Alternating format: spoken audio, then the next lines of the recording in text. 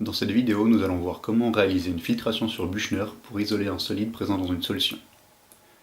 Pour cela, il nous faut tout d'abord un entonnoir de filtration, aussi appelé Büchner.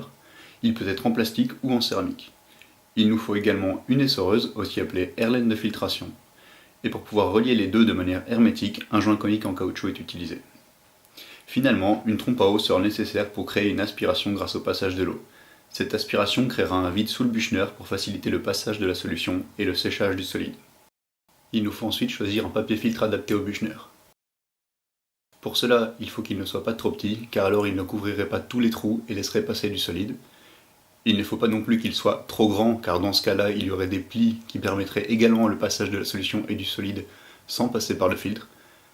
Et lorsqu'on a un bon filtre, on voit qu'il recouvre l'entièreté des trous et donc permettra une bonne séparation du solide de la solution. Une fois le bon filtre choisi, on va le mouiller avec un peu de solvant qui aura la particularité de ne pas dissoudre le solide qu'on veut filtrer.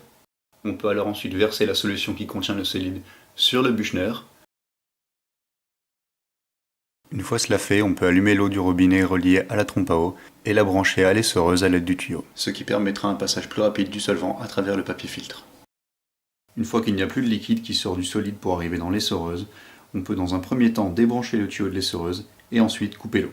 Ceci permettra d'éviter un retour d'eau dans l'essoreuse.